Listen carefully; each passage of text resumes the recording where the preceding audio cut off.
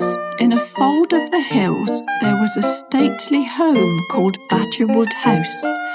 Families came to visit it and play and have picnics in its beautiful park.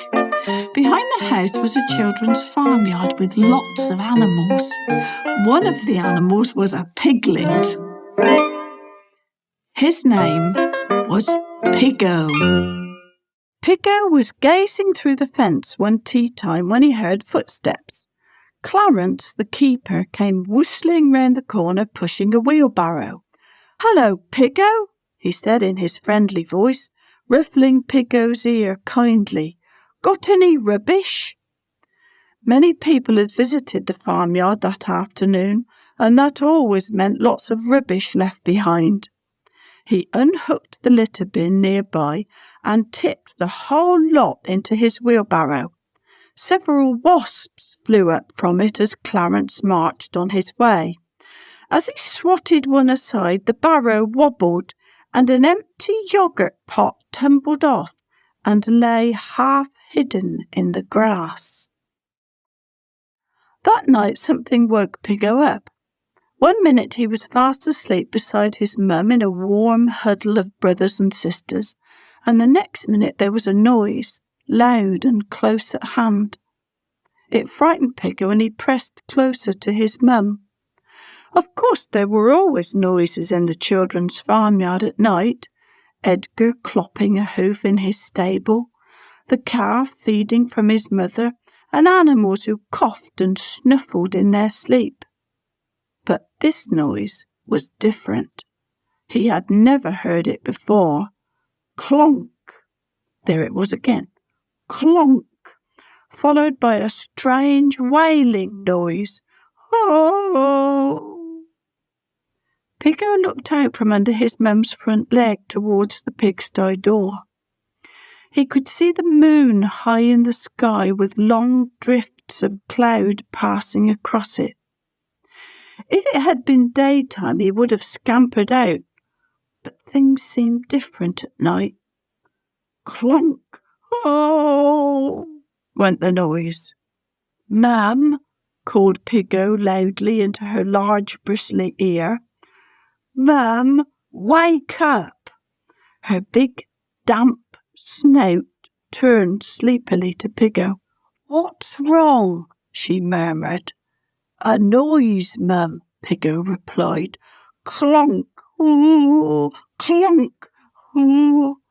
"Just a bad dream, dear," she breathed, half asleep. "Cuddle up now, shh." But Piggo couldn't sleep. He was curious. He tiptoed nervously to the door and looked out. Nothing moved. Clonk, oh! Piggo spun round to look by the pigsty wall. Something was rustling through the grass. Something was blundering into view. Piggo held his breath. It was a... Whatever was it? It was smaller than Piggo. It seemed to be dark at the back and white at the front, on 4 legs. It rushed madly this way and that. To Piggo's concern, it suddenly ran towards his fence, straight into one of the wooden stakes. Clonk! It went as it hit the post. "Oh!" shouted the strange, agitated little animal. "Hello?" Piggo said anxiously. The animal lifted its white head hopefully. "Oh!" it replied. Piggo came nearer. The legs of the animal were skinny, like short sticks. Its back was prickly, like a hedgehog. Its head was white and round, almost like a yoghurt pot. Piggo jumped. It was a yoghurt pot. It was a hedgehog. It was a hedgehog with its head stuck in a yoghurt pot. It must have been licking the leftover yoghurt, and now it was stuck and couldn't see. Oh, the poor animal. That was why it kept bumping into things. "Hold on!" Piggo cried. I'll help you." He put his snout next to the yogurt pot. "Can you hear me?" he asked. The yogurt pot nodded. "I'll bite the end of the pot. You walk backwards," Piggo said. He nipped the bottom of the plastic pot between his teeth. The hedgehog began to pull slowly backwards.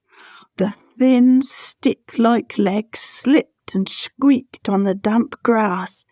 "Keep trying," Piggo whispered. "Go on." The hedgehog heaved itself backwards. There was a long sound of prickles scratching against plastic, and at last, with a loud sucking noise, the pot flew off. The little hedgehog sank down on his back legs, his face covered in pink yogurt, and his eyes almost closed. "Oh, my stars!" he groaned. "I only went in for a lick, but then I couldn't get out. Thank goodness you came along." The hedgehog's yogurty face peered up at Piggo. "Thank you very much indeed," he said. Piggo said, "Don't mention it," and watched as the hedgehog tottered away along the path that led to the woods. Then Piggo picked up the yogurt pot in his teeth, stood on his back legs, and carefully posted it through the big slot into the litter bin.